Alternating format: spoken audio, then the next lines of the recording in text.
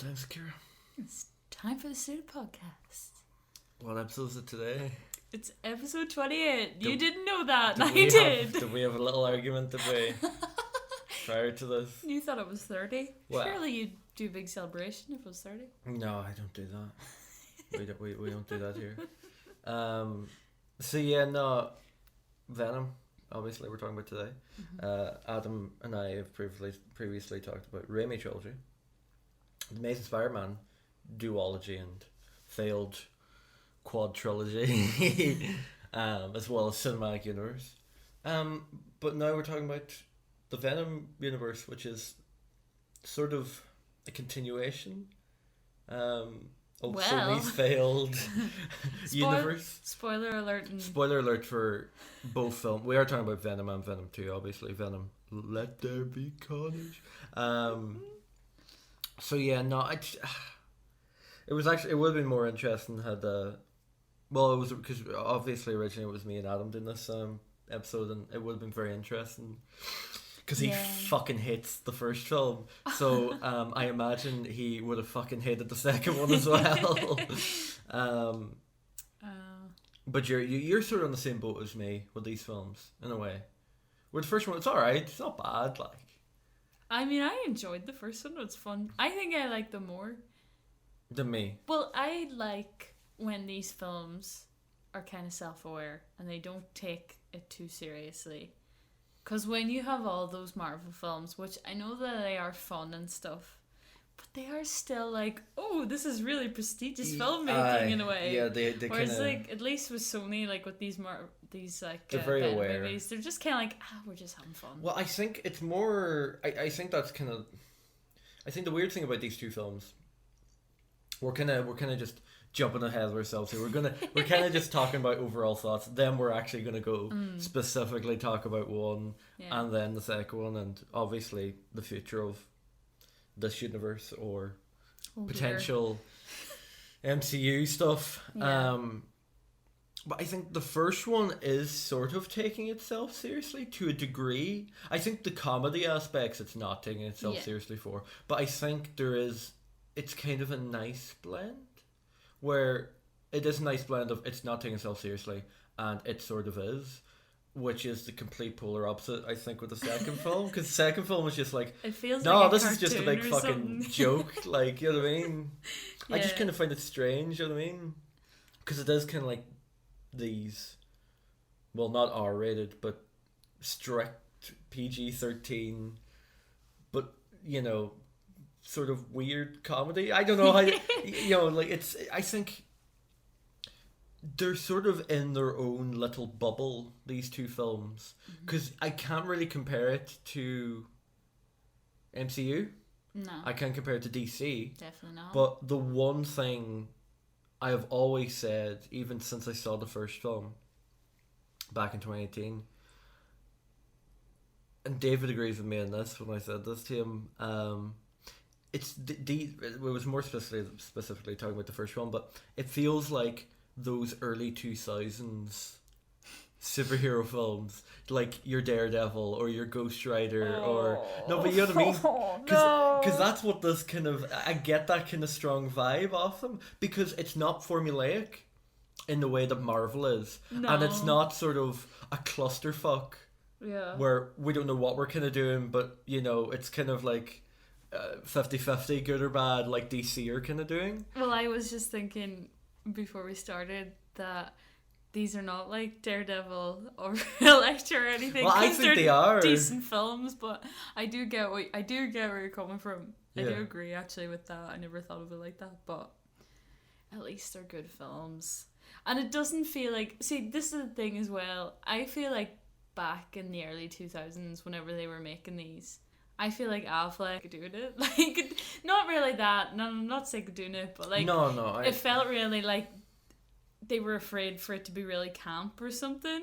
Whereas Tom Hardy's like embracing it a little bit rather than being afraid of how ridiculous the whole thing's going to be. But I think, well, no, because like the whole thing with Affleck, the only reason Affleck did Daredevil was because he thought he'd never be able to be Batman. I mean, the irony in that alone, but you know, no, I don't know. I think weirdly enough, because like Daredevil and Ghost Rider were directed and written by the same guy. Well, you can tell, but you know, I think with those films, it's sort of weird because they were made by people who loved comics but weren't good filmmakers. Yeah. You know, I think the one exception that comes to mind sort of is Guillermo del Toro, who directed Blade 2. Oh, okay. Because he was a big comic book fan, but he was also a filmmaker. And it's the same with Sam Raimi, where he was a filmmaker, but he was also a big comic book fan.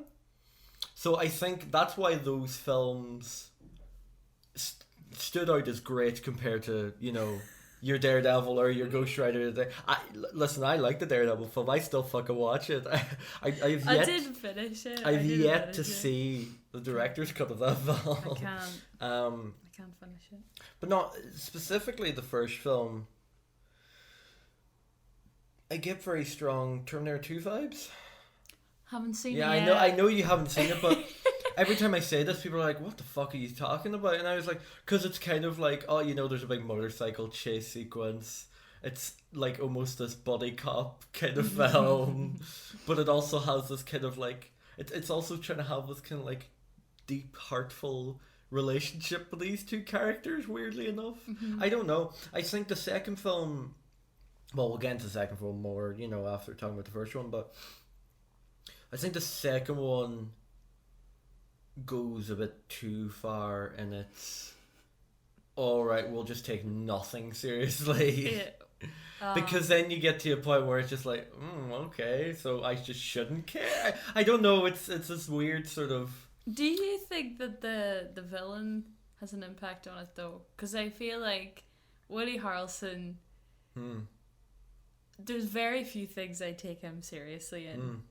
And I feel like he is more of an animated villain than Riz Ahmed? Is that the name? Riz Ahmed, yeah. In the first one. Well, I think he's actually really good whenever we watch it. No. Oh, Riz Ahmed? Yeah. Riz Ahmed, yeah, because I was just like, oh, he's actually kind of terrifying. Oh, yeah, but he's this real modern he's just sitting there, he's just like, just everyone's so fucking stupid. Yeah. And he has no regard for human life whatsoever. No, not any. But he has this kind of charm to him, but he doesn't have it, like...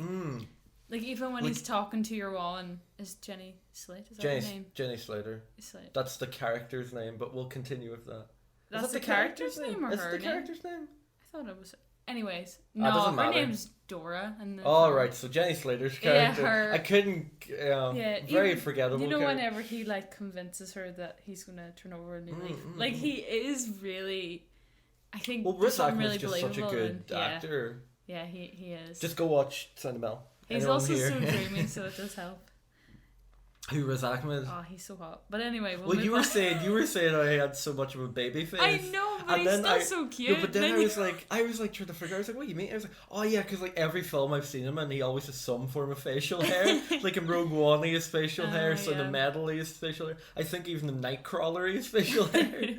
Yeah, he's great. I feel like he makes a difference for me between the two films. Well, yeah, I think he's sort of underused, because I think, remember I said to you when we were watching this, I thought that what would have made his whole character a lot more interesting was the fact that if he was actually dying. Yeah. And like if he had this, because he's sort of I think he's very sort of two-dimensional, and just having that little add-on would have made it more believable as a character. Because all he wants to do is just like, I don't care about all these people. Oh, I just want to go to space. I want to go to space. I want to get all these symbiotes and stuff. Oh, I want to be just, you know. And then you're sitting there and you're like, what is your kind of motivation? I mean... Because he has no motivation. Whenever I was saying this all out loud, I just realised we do have a character like that in real life. What? Who wants to go to space? Oh, Elon Musk. Oh, yeah. He does feel like a bit of a two-dimensional character. I know, I think there's a lot of strong similarities between... I think there's a lot of inspiration used for those characters. I think that's why I rewatched it. For me, I was just like, Oh, yeah. This is very hits home, like. Yeah. It felt very concurrent or something. Well, I thought it was very interesting because these two films are directed by two different people. I think you can tell. Yeah. Now, I'm going to just dabble in a little bit of Morbius here. Right. Now, even though we've both seen the trailer, we've heard nothing else from it. It's almost been 2 years since that trailer came out. Yeah. It's apparently releasing in January. We don't know. We haven't got a second trailer yet. Maybe it got delayed again. But to me, the first Venom film and Morbius, just judging from the trailer, they looked very similar in terms of the way, just the entire aesthetic and style. And I thought, with the first film, that wee universe that Sony was going to make, everyone calls it the Venomverse. I don't give a fuck what Sony calls it. It went from the Sony universe of Spider-Man or Marvel characters, or I had this really confused. I think they've narrowed it down to Sony's Marvel universe or something. I don't know. Complicated. Or Sony Spider-Man universe, I think they called it. Even though Spider-Man has not made an appearance yet. I kind of really love that though. That we're just not getting Spider-Man, we're getting everything else. Well, we're getting a lot of stuff. Like we're getting the Craven film with Aaron Taylor-Joy. No, Anya Taylor-Joy. And Aaron Johnson. What do you call him?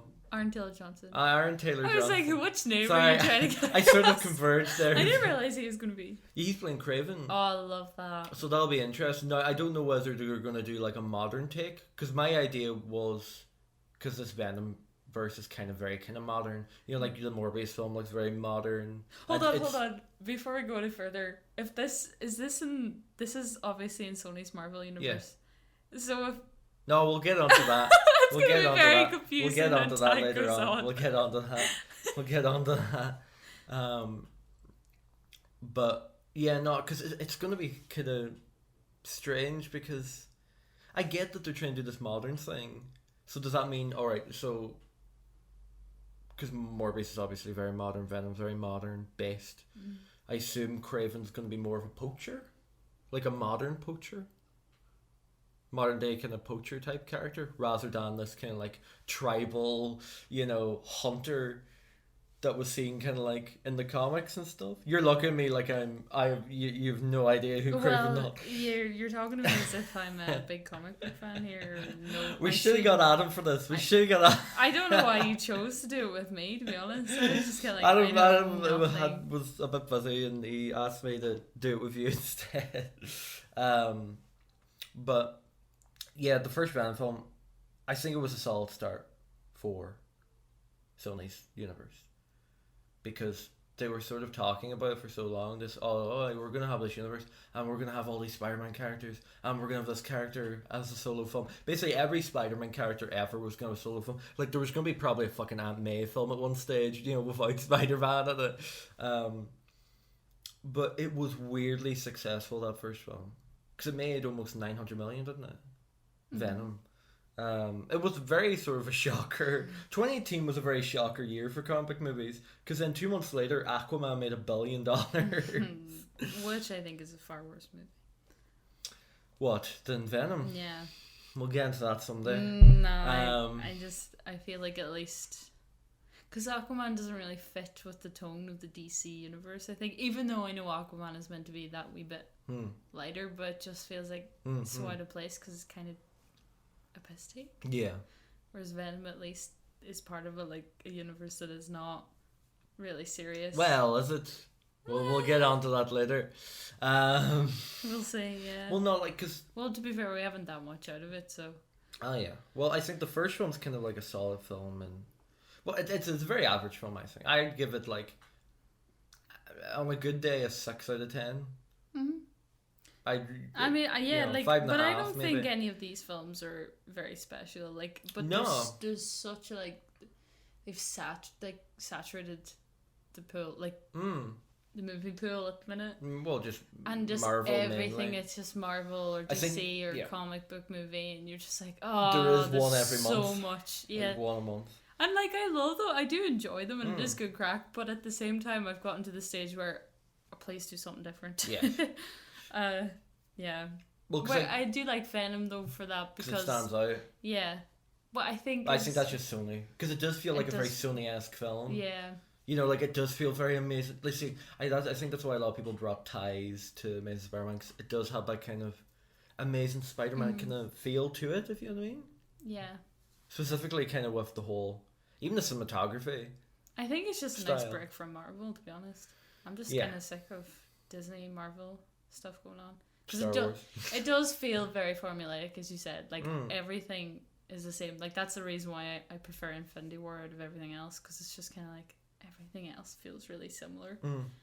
At least Venom is different. Well, because DC they don't even know what they're doing, which is I enjoy DC, but that's for a different day. Yeah. When we talk about fuck, I don't know what's coming like the Batman. But no, Venom.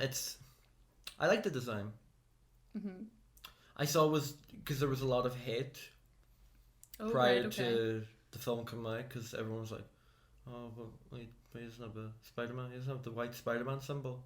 And everyone, myself, were like, "Yeah, but Spider-Man's not in the fucking film." It wouldn't make sense, because the reason he has the spider symbol is because he takes, Yeah. But well, Eddie Brock isn't Spider-Man. No, but I thought they did a kind of like, it was. I mean, we're gonna bring ties to Amazing Spider-Man 3 here, but just in comparison. The Amazing Spider-Man 3? No, Spider-Man 3. Well, you said The Amazing Spider-Man 3. I was like, are we talking about... No, I didn't. I said in comparison to Spider-Man 3. Sorry. Agree, disagree. Not relevant. But anyways, yeah, I was thinking about Topher Grace the whole time watching it, and just how much I hate Topher Grace. Because Topher Grace worked... Because I remember Adam talking about this, I think. Was it in the Raimi? It must have been the Raimi episode, but he was saying how Topher Grace is just so perfect for Eddie Brock in that film, because he is just like Peter Parker thinks like that is what cool is, but not. He's just a dick. You know what I mean? And he's like Eddie Brock himself thinks he's cool, but no, he's just a dick. Whereas Tom Hardy, because they try to do it in this film, where it's like, Tom Hardy, he's a cool character, but he's meant to be above a dick and stuff. I'm like, he is kind of a dick, but he's so cool that it kind of overlatches the dickishness of his character, because he doesn't seem like that much of a dick. So is Eddie Brock in the comics a dick? Yes. Well, it depends on what you read. Okay, but is he known for being? Well, he is sort of this. Well, it's kind of weird because I don't know, he's a big build of a character, because that's why Venom's built. Yeah. Is because he latches on the Eddie Brock, and Eddie Brock is physically built. That's why when Venom latches on to Spider-Man is, it's just a slender kind of figure. Yeah. Because it kind of like takes the shape of your... Oh, yeah. But they have obviously got rid of that with this film, because Riz Ahmed is not built as fuck. Yeah, but Riot is. They did, whenever Venom's on Michelle Williams' character... is shaped to her body. Yeah, but which is weird. Yeah, I don't know. No, I think that was just more of a callback to She-Venom, and because that's a design of She-Venom, and because that's obviously design of a female character in a comic, is just this like very slendery, muscular character. I just thought about that, like, because anything I've seen Topher Grace in, he has that kind of... He's playing a dick. And you're meant to like him, but he is missing that charm. Well, in anything I've seen him in even the classic Dennis Quaid film that he was in Good Company. Oh, God. He plays the same kind of a character. And I'm like, he's just so one note. I don't like the fact that, in the past... We in these podcasts, the person we probably talked about the most is, number one, Zack Snyder.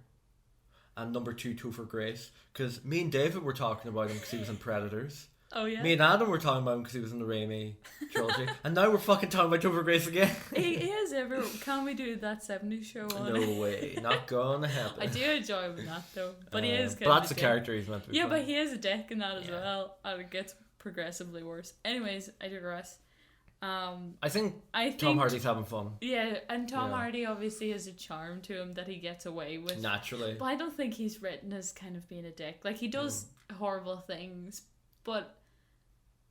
I really think Tom Hardy's just kind of playing himself in these films. Yeah. Because when he was cast, everyone was like, he's going to play the actual Eddie Brock. Yeah. Eddie Brock with muscular. Sort of like, not like Bane, but like in like Tom Hardy's other roles where he is kind of playing this kind of muscular dick kind of character. He, that's why I think that's why he was cast originally, and then obviously they wrote him.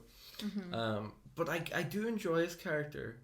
Oh, same. And he's the best part of the film, I feel. Yeah, and weirdly enough, his dynamic with Venom's very interesting. Yeah. It's more interesting, I feel, in the second film, because that deals with it more. Because we'll get into this later, but you know how I feel that these films would have worked as one film, I feel. Because the first film feels like they don't do a lot in this first film, if you think about it. Whereas the second film, they do too much. And so I think if they had a blend of both, it would have worked. You know what I mean? Because about half of this film is Eddie not having the symbiote on him. Yeah. Which I understand. You have to introduce this character in this world in a way. Yeah. And then you have to have the symbiotes and stuff. Yeah. I'm very happy that they had the symbiotes come from space. Unlike the Amazing Spider-Man 3. What, do you not know this? Wait, what happened in Spider-Man 3? No, the Amazing Spider-Man 3. Why? What happened? Oh. Because what was going to happen was Oscorp made it in a lab. Oh, okay. Actually, yes, you did tell me about this last day. But yeah, no, and then obviously we kind of have this cameo at the end of Clay's Cassidy. At the end of the first film. Yeah, which I think is kind of jarring, because it's just not the same character in the next film. Yeah. At all. Completely different. Because the character they set up in this film, yeah, and I think this is, mainly because change of directors, obviously change of writers because of that then, he was very similar to classic Clay's Cassidy in the comics. Okay. That kind of Maximum Carnage type. You've not read the comic. I was just saying comics to you. But just classic, sort of how you imagine Carnage to be, because the whole idea is, Clay's Cassidy and Carnage are very symbiotic. They're so close together, to the fact how Venom refers to themselves as we, where it is two separate entities. Carnage refers to themselves as one, because they're so closely bonded. It is almost like one character. Oh, right. Okay. But then obviously it's completely changed in the next one. Yeah, well, even it doesn't tie up properly as well, doesn't it now? Because he has blood on the walls, Welcome Eddie. I was is that in the second film? I don't remember that. I think it's been a couple of months. I think it's been 6 months or so since the first film or something. And has Eddie... No, maybe it's been longer. Has Eddie visited him? He keeps constantly visiting him. Oh, okay. So I think that was just I know he does feel very different. It just feels Eddie hasn't been visiting him, and then he's trying to get his attention to come, and then he eventually comes. Where, in the first film? In the second film, though. Well, we'll get into that in a minute. At the start of it, though. We'll get into that. I know what you mean. What else happened in the first film? I find it very weird that they're right, so they have Riot, obviously, which I thought, fair enough, a lot of people would know the symbiote Riot, but then they have the blue and yellow symbiotes, but we never see what they actually are. And they're never called any names, but what you assume is mainly by the colour, so I can't remember the blue symbiote's name, but I know the yellow one's Scream. Okay. Which you'll figure out later on in the second film. Yeah. But yeah, you have Scream, right? But then obviously those two symbiotes get killed off, and then I was like, you're gonna run out of symbiotes, because there only is 20 anyways. Different types of symbiotes. And a lot of them are kind of how many movies do we really need, to be fair? Yeah, we'll get to that later. But I always find that weird that they never mention it, and even in the second film they don't kind of mention any more symbiotes. The only symbiote we get is obviously Carnage, and I like the way they did that though, where it was obviously spawned from Venom, because that is what Carnage is. It's a takeoff point from Venom. What's it called? Offspring? We'll just say Offspring. Well, yeah, I assume that's what he is.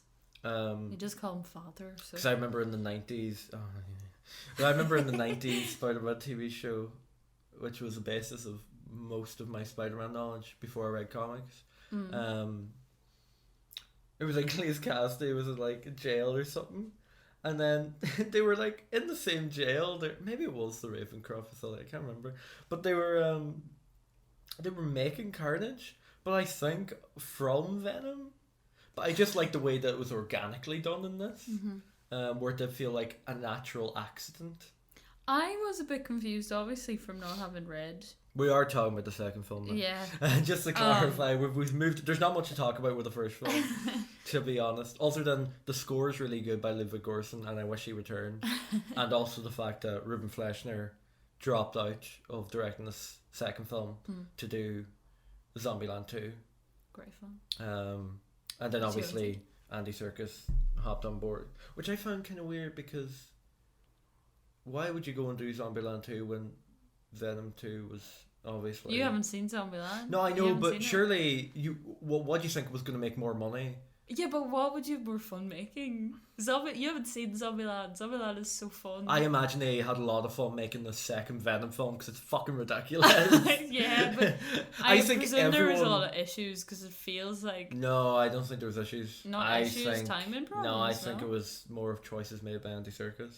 Really? Yeah. From watching Mowgli, I've noticed some similar I've also seen problems. Something else by Andy Serkis recently. What else has he done? He's only done 2 films. Is that all he's done?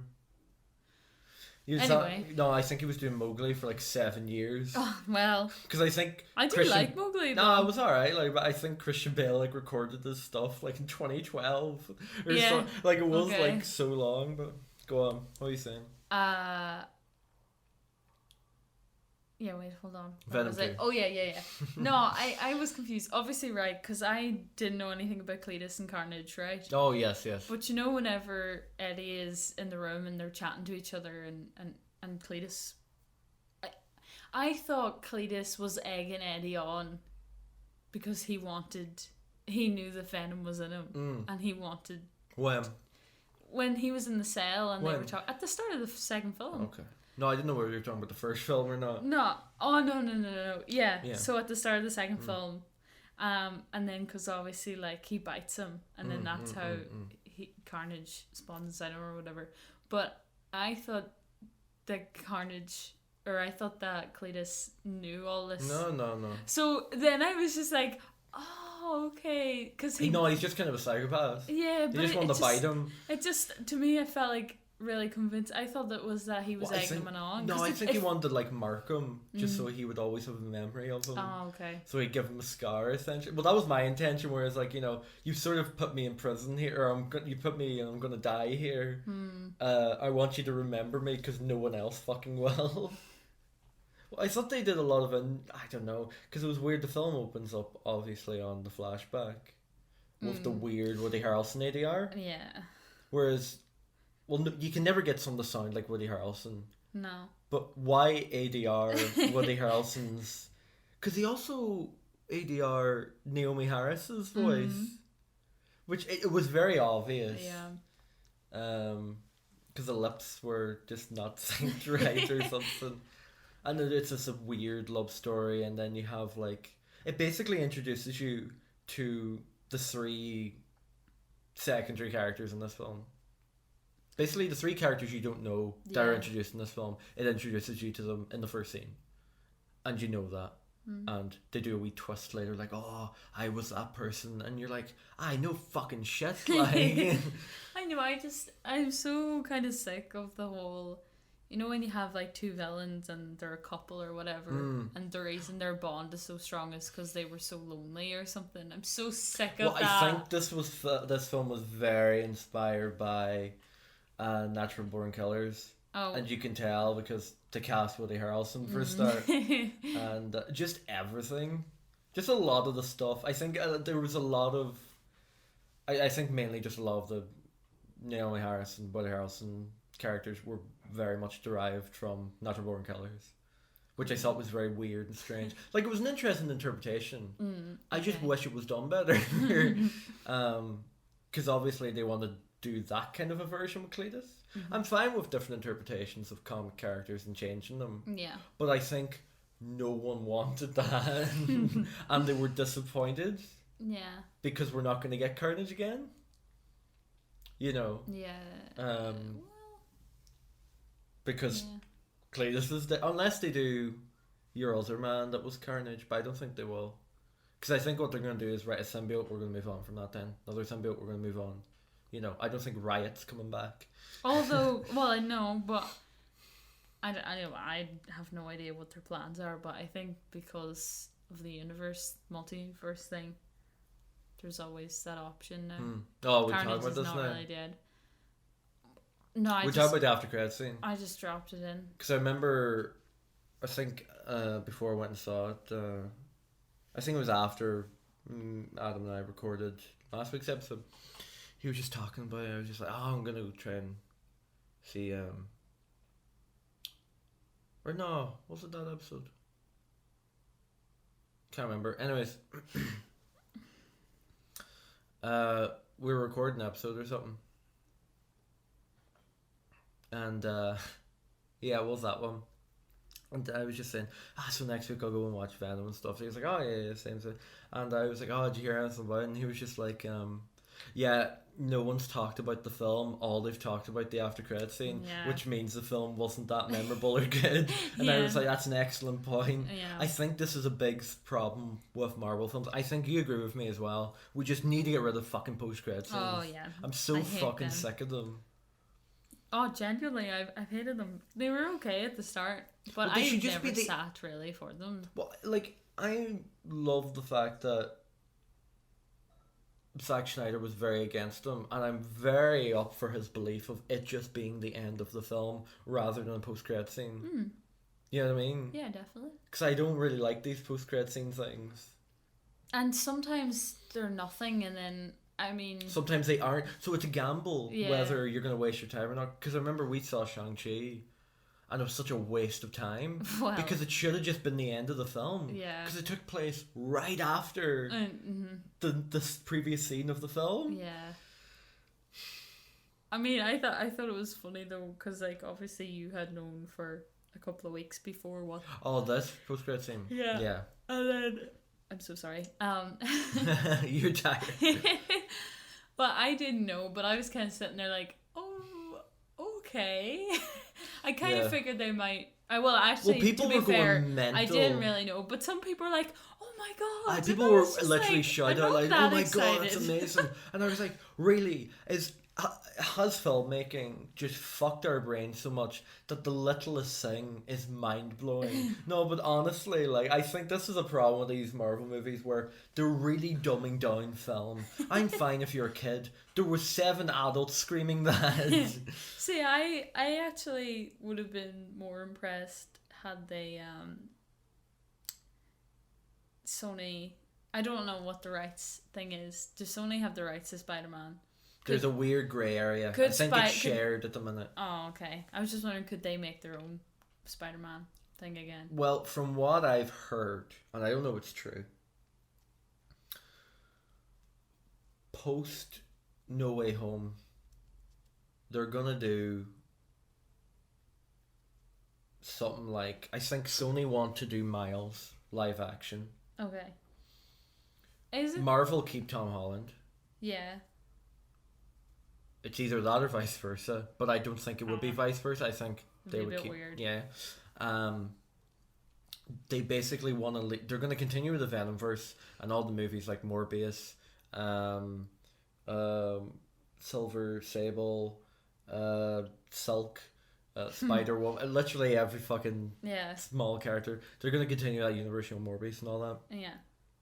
And then they're going to continue with like Tom Holland's one in the MCU, and they're all going to lead up to a massive big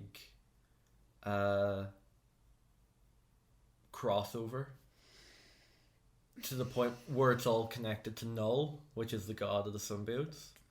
But I don't know if it's true. It's just what I heard, and I don't know if it's true. It makes sense. It's something Sony would suggest, because I think they're teasing to do another Sinister Six film or something, and I don't know what the story is going to happen.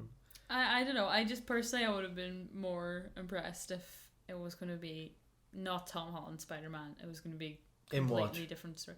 If that's what Venom. Oh, it had teased at the post-credit scene. Yeah. Oh, like, had it been like Andrew Garfield Spider-Man, I would have been like, what the fuck? Yeah. But it wasn't that shocking. No, because it was Tom Holland. Aye, because Tom Holland's still it here. asks more questions than it answers. Well, yeah, because it's a bit confusing. Obviously, this is set right after Doctor Strange does the whole weird magic thing from the No Way Home trailer. Because the whole big spell thing happens. Yeah, but it doesn't... That's what I think that's what they're going to... I know, I think, because we had that conversation at the cinema. Because Sony wouldn't have knowledge in comparison to any other Marvel property. The only Marvel property they would have knowledge of would be the Spider-Man films. Yeah. So it wouldn't make sense if it was connected to like WandaVision or Loki. Yeah. It makes sense if... Because they do... Because you know that like orangey kind of like burst of energy that happens in the trailer? Yeah. It does happen in the post-credit scene. Yeah. So it's obviously that event. Yeah, but the problem is, what's on the TV is what happened 6 months prior to that event happening in No Way Home. Now, either No Way Home will answer these questions, or they'll do what I assume happened, which was Sony did this wrong because they always do fucking things wrong. Like Spider-Man Homecoming's opening scene, where it comes up 8 years later. That was a Sony thing, and Marvel were not happy about it because it was meant to be 5 years later. Yeah, and because they didn't know the timeline, and Sony fucked it up. Because whenever I came in the summer, you were just like, oh, don't, and I was just like, but I don't understand why. Why Sony fucked it up. Why Sony did something wrong. They land in the universe at because the time at the end of No Way Home or Far From Home? Because they wanted to show when that obviously hasn't happened what universe yet. it was in. Yeah. Oh no, it had happened. No, surely not. But that happened. But was it not live on the TV or was it a replay? I know it was live. That had happened 6 months prior to that event where the whole burst of energy happened. Do you not understand what I'm talking about? No, I'm confused. At the end of Far From Home. Yeah. That happened that's live. That's the whole reveal, yeah. Yeah, and that's obviously what he's watching. That's when he got teleported to, which doesn't make sense because Doctor Strange... Yeah, that's exactly what I was saying. Yeah, Doctor Strange did the portal thing a couple of months after that event, so it doesn't make sense for that to be live. That's what I'm saying. Yeah, that's exactly what I was saying. The inconsistencies is obviously it was a Sony problem because Marvel are very tight when it comes to. Yeah, they tried it like little things slip through the cracks, but not stuff like that. Yeah. So either No Way Home answers these questions, or most likely won't, and they'll just ignore it. Yeah, that's just kind of annoying.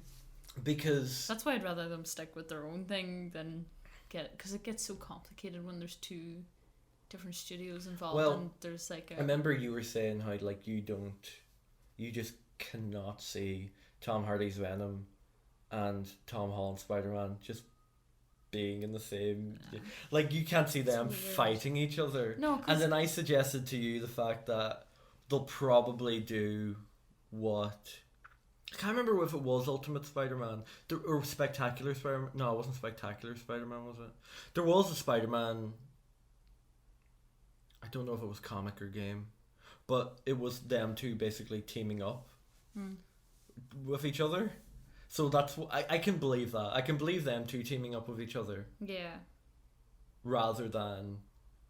Oh no, I can see them being friends. Aye, friendly. I just didn't understand what was going on. See, this is now I know a lot of people prefer Far From Home to Homecoming, but I like both equally. I actually preferred Homecoming because I didn't like the dynamic between Jake Gyllenhaal and Tom Holland. Because it was two body. Yeah. So then whenever it came, and I know that it does kind of work in the sense that Tom Holland feels really betrayed. Well, Spider-Man feels really betrayed by Mysterio, but I really liked the difference when it's Michael Keaton because he feels like an actual villain. Mysterio just feels like kind of silly or something. Like I couldn't buy into it, and I feel that way about Tom Holland and Tom Hardy together because there's, even though there is an age gap, there's not as much of an age gap Well, I think he's like twice his age. Yeah, but Tom Hardy feels kind of young still. Do you know that kind of a way? Yeah.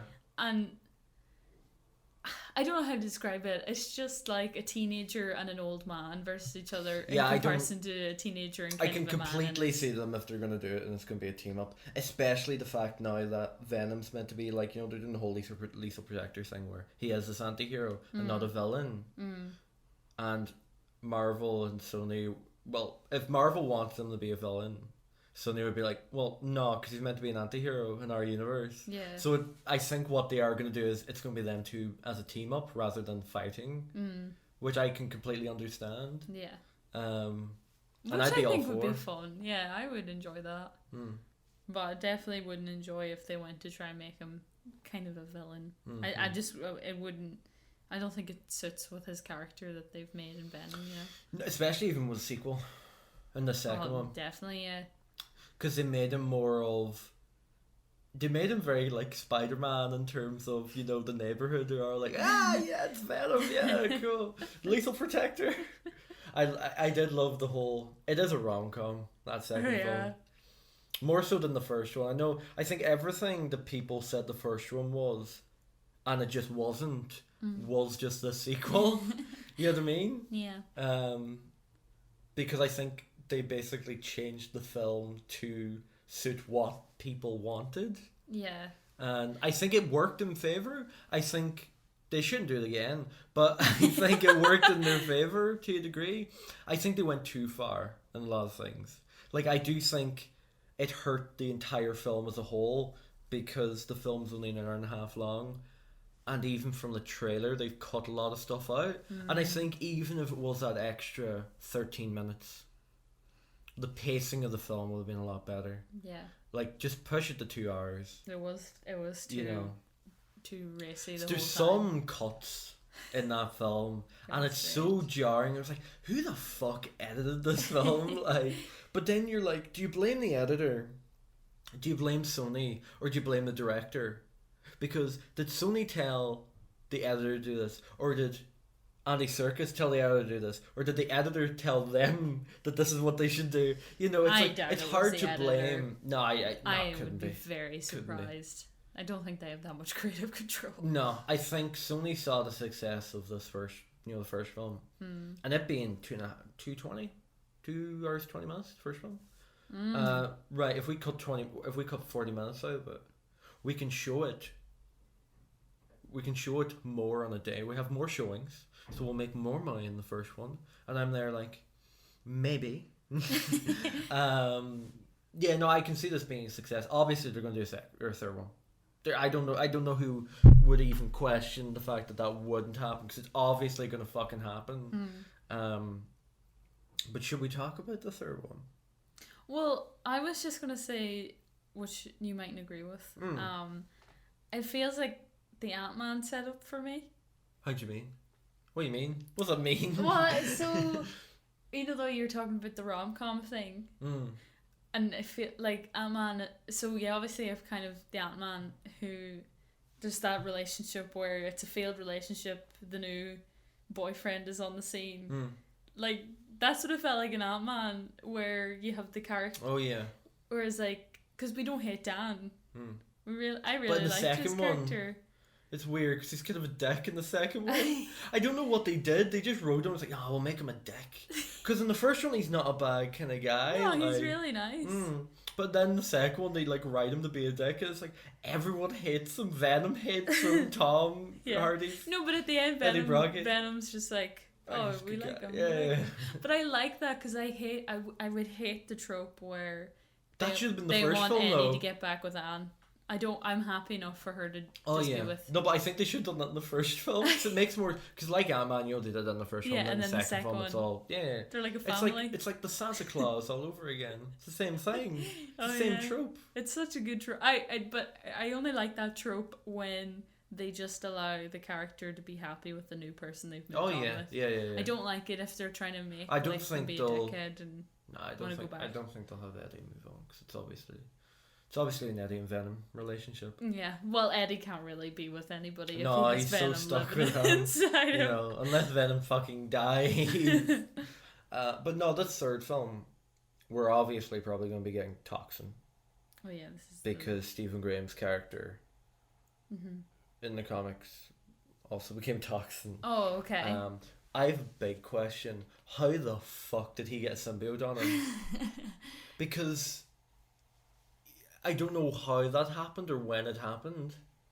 I don't remember seeing it happen either. I was Because so it was at the confused. very end.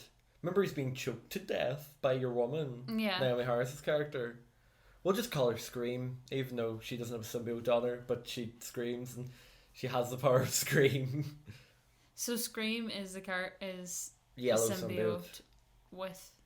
So what does Scream have the ability to do? She can scream. But so that doesn't Doesn't affect affect them. her. Well, it's weird because I think they've changed it in this where there are some symbiotes in the comics that don't have the same weaknesses that other ones do. Oh, But I okay. think in this one they're like, they all seem weak. Just for the Maybe. audience. Yeah. Just fair for the enough. audience to kind of be like, oh yeah, right, so sound and fire. There you go, boom. I thought she was really underused. Who? Naomi Harris. Well, I think again, it's that 13 minutes they cut out. Yeah, there's too much happening, and then she doesn't get a look in, really. Because the one thing that is in this, and I think is done well, is obviously the relationship with Venom and Eddie again. I think Yeah. obviously that is the core of the film, and that is the one thing that is executed well. Yeah. The only thing that isn't is everything else in the other character. No, honestly, because even Stephen Graham's character is very underdeveloped, but I think that's more because they're going to develop him more in the next film. Mm. And he was obviously just thrown in there to be like, right, we're going to have him, we're going to slightly introduce him, we're going to give him some form of a backstory that's not really explained a lot, just Yeah. that one scene. He doesn't really And feel then he like sort of anything became in it. deaf. And, you know, I would be excited to see, though, where they go with it. Like, well, post No Way Home as well. yeah. Because it's hard to judge now. Especially, I don't even think they're even going to begin writing it until No Way Home comes out. I think it'll be greenlit. I think Andy Serkis will come back because this one is already a success. Yeah. I think he wants to do it because he was very for this. Yeah, I want this film. Like I want to do this film. Because I think the other director that they were gonna have, and he was the front runner until Andy Serkis was like, "Oh, can I do it?" And they're like, "Oh, yeah." Was Travis Knight, who directed Bumblebee. Oh. Um, Okay. I don't even know what he's at these days, but everyone just loves him because he did Bumblebee. I understand why they did that. I understand why they would have got him. But I was reading the only reason Andy Serkis got the job was because he really wanted to do it. But also that he pitched to Sony. He was like, well, I'll only do it if it's all filmed in the UK. And what he didn't know was Sony were planning to do it anyways because it'd be cheaper. So they were looking for a UK-based director. Oh, okay. So that's why they're like, yeah. And then because of COVID Yeah. happening, it actually worked out all perfectly because everyone was stuck in the UK anyways. Oh, okay. That's not too bad. And in the UK, they could go ahead filming. Because I think that was the one thing out of anything during COVID that was going on, was that, you know, the UK were allowing films to continue filming. I think it was like a month or two after, I'd say about like May, June time, they allowed people to start filming again, Oh, productions. Because that was open before anything else was even open. Okay. Yeah. Which I completely understand. 'Cause Probably it is a makes- job, like, Yeah. and they were very I careful. mean, there's a lot of money in that industry. Oh, there's as a lot of well. money. It would be such a stupid thing. Because like to even not- stop production, Yeah. you're losing so much. money. Yeah. Because those people are getting paid. Yeah, it's too big of a gamble. Yeah, and I do understand it. you know, I think the one thing that kind of helped was the whole. It was kind of funny because in the rave scene, you see people with masks on in the background. Oh, yeah. Yeah, and I was like, oh, because this was filmed during COVID, wasn't it? And then it's just like there's your kind of like wee small kind of reference there. Yeah. Sure, the entire production of Shang-Chi was filmed over COVID. Yeah, I don't want to. We have an argument. We'll have an argument What? as we talk about it. Oh yeah, but anyways, we'll move on. Yeah. So what is kind of your thoughts on this universe? Like, what would you want to see from this now? Well, before I say that, I did read the thing where Manuel Miranda wanted to play Carnage. Did he? Why? I just read it. I didn't get to read any more of it because you were like... They probably could. Because there was Clay's casting and there was another person who was Carnage at one point. Can't remember who. Was it? No. Flash Thompson was Venom. Flash Thompson? Yeah, he was Venom for a period of time. Oh, do y'all know this? We're not going to get the Flash in the MCU, baby, because he's a very different Flash. Oh, he dyed his hair. In No Way Home. His hair's blonde and straight. Because it's obviously meant to be a callback to classic Flash Thompson, which is blonde hair. Okay. Yeah, no, because it was very interesting because the reason Flash Thompson gets the Venom symbiote is because, again, their hatred of Peter Parker and Spider-Man. But so I'll tell you about the whole progress. I think it's perfect time to talk about the Venom films that were going to happen. So there was a Venom film going to happen after Spider-Man 3. And then Topher Grace was like, nah, I don't want to do it. And then it was kind of like in this limbo for ages, and then it was going to be its own film and stuff. And then after the first Amazing Spider-Man film came out, the guy who played Flash Thompson in that film was like, I'll do it. And he wanted to do that interpretation of Venom. Okay. Where he played, where Flash Thompson becomes Venom. And I'd say it could have fit into that universe. But then Sony were like, no, we'll, move on with Tom Hardy. Because Tom Hardy was cast for years. I think he was cast since like 2014, maybe 2013. He was cast for years. It just took so long for the film to come about. But I also think because Sony wanted him to play Eddie Brock Venom in the Amazing Spider-Man 3 and 4, which was going to happen. I can understand why they were going to do that then. And that's probably why he was cast for so long. But yeah, no, we got this one. Yeah, I remember being so excited for that first one. Because I saw that film like 5 times in the summer, just because I was a big Venom fan. Yeah. Like, and I love Tom Hardy. But yeah, no, so no thoughts on the... Any more thoughts on the Venomverse? I kind of like the name Venomverse. Yeah, I really I like wish it, that was the name. No, Rather than I think Sony Spider-Man universe. Yeah, I mean Venomverse is definitely better. Yeah. And it makes more sense. I kind of like the Venom as the tie in the universe rather than... Oh, I can see him cameo in... In...